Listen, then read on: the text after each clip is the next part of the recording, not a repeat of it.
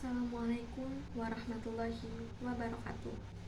Salam, Om Swastiastu, Namo Buddhaya, salam kebajikan dan salam sejahtera bagi kita semua. Halo semuanya, perkenalkan nama saya Syifatul Maula. Teman-teman semuanya, pernahkah kalian memperhatikan cara kita dalam menggunakan bahasa Indonesia di kehidupan sehari-harinya? Seringkali kita menemukan penggunaan bahasa yang tidak sesuai dengan kaidah bahasa Indonesia, baik di lingkungan kampus, media sosial, maupun di lingkungan sekitar kita. Bahasa Indonesia tidak hanya sarana untuk berkomunikasi saja, tetapi juga menjadi identitas sekaligus pemersatu bangsa. Jika kita sebagai generasi muda tidak peka terhadap hal tersebut, lambat laun makna dan fungsi dari bahasa Indonesia akan kehilangan peranannya. Pada video kali ini, saya akan mengajak teman-teman sekalian untuk bersama-sama menanggulangi berbagai masalah dalam menggunakan bahasa Indonesia di sekitar kita, sekaligus berintrospeksi diri terhadap cara kita berkomunikasi dengan menggunakan bahasa Indonesia dalam kehidupan sehari-hari, baik secara lisan maupun tulisan agar sesuai dengan kaidah bahasa Indonesia yang berlaku. Teman-teman semuanya pasti sering mendengar kalimat satu nusa, satu bangsa, satu bahasa kita. Kalimat tersebut merupakan makna dari Sumpah Pemuda tahun 1928. Indonesia memiliki banyak pulau dan suku yang tersebar dari Sabang sampai Merauke. Dan tentunya Indonesia memiliki bahasa daerah dan budaya yang sangat beragam. Pada makna Sumpah Pemuda tersebut menegaskan bahwa pengakuan tentang bahasa kita adalah bahasa Indonesia. Bahasa inilah yang menyatukan berbagai perbedaan dari suku, budaya, dan bahasa daerah di Indonesia.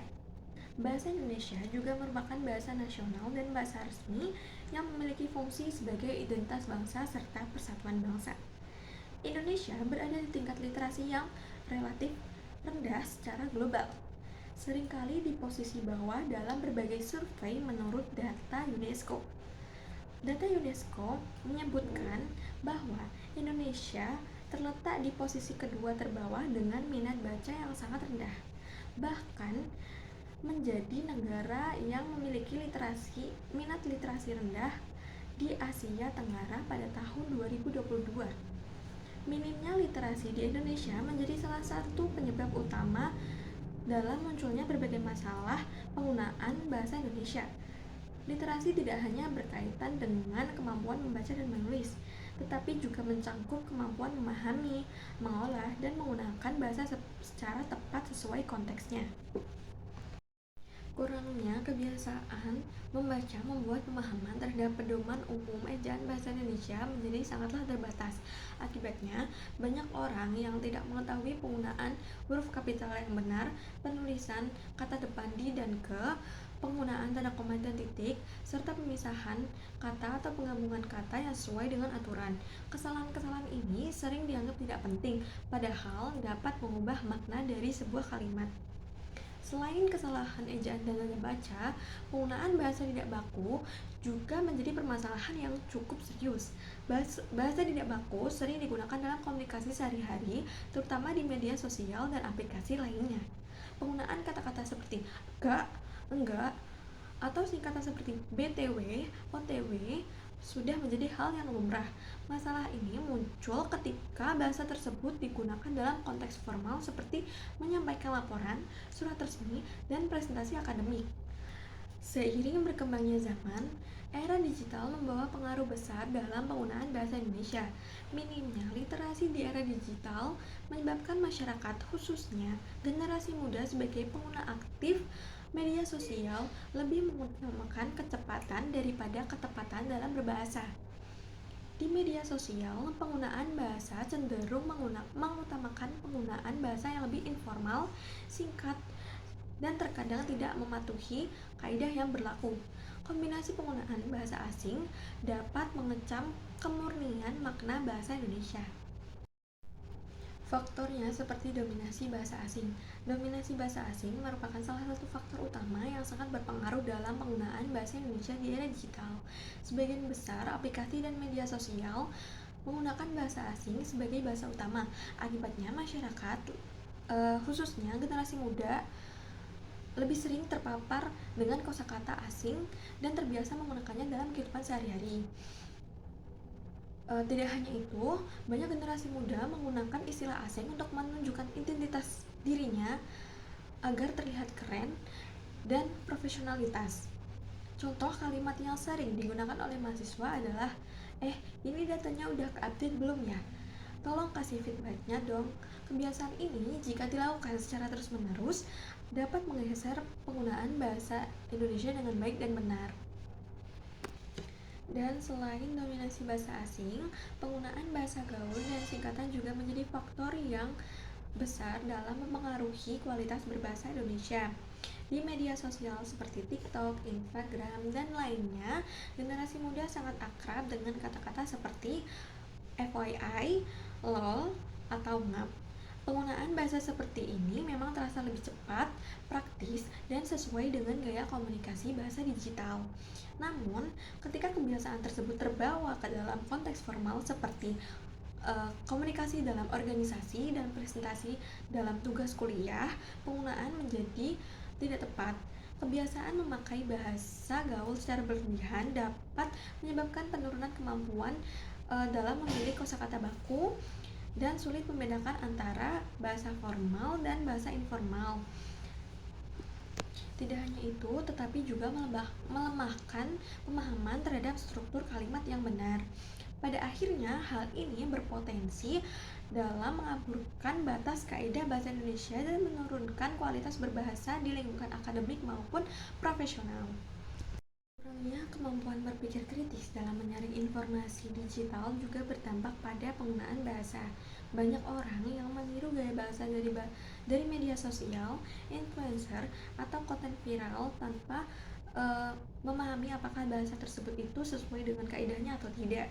Hal ini mempercepat penyebaran penggunaan bahasa yang tidak baku di ruang digital. Minimnya literasi menyebabkan rendahnya kesadaran, pemahaman, dan kepedulian terhadap bahasa Indonesia. Jika kondisi ini terus-menerus dibiarkan, maka bahasa Indonesia akan mengalami penurunan kualitas, baik secara lisan maupun tulisan. Kesalahan ejaan, penggunaan tanda baca yang tidak tepat, serta penggunaan kata tidak baku akan semakin dianggap sebagai hal yang wajar. Akibatnya, generasi muda berisiko kehilangan kemampuan menggunakan bahasa Indonesia sesuai kaidah yang berlaku. Dalam jangka panjang, hal ini dapat melemahkan fungsi bahasa Indonesia sebagai bahasa nasional, bahasa resmi, serta sebagai pemersatu bangsa di tengah keberagaman budaya, suku, dan bahasa daerah di Indonesia. Oleh karena itu, diperlukan upaya bersama untuk meningkatkan literasi di masyarakat. Upaya tersebut dapat dimulai dengan membiasakan budaya literasi sejak dini, baik dengan buku cetak maupun buku digital yang bermutu. Selain itu, pemahaman terhadap kaidah bahasa Indonesia seperti ejaan, tanda baca, dan pemilihan kata yang tepat perlu terus ditanamkan dan diterapkan dalam kegiatan belajar mengajar.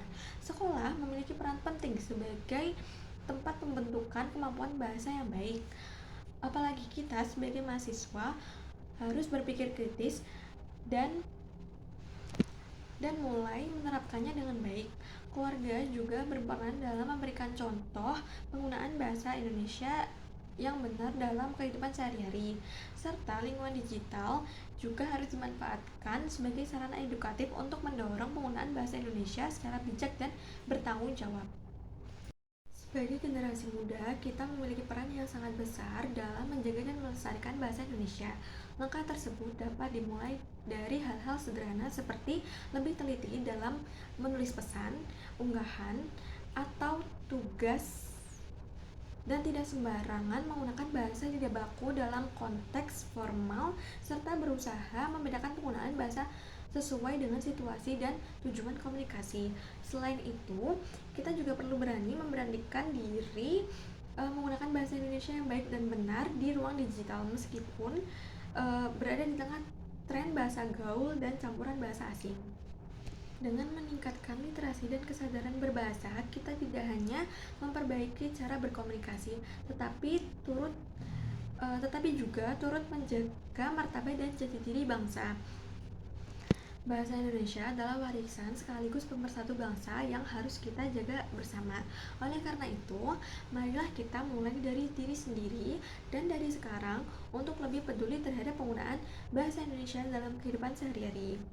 Terima kasih, itu saja yang dapat saya sampaikan. Wassalamualaikum warahmatullahi wabarakatuh.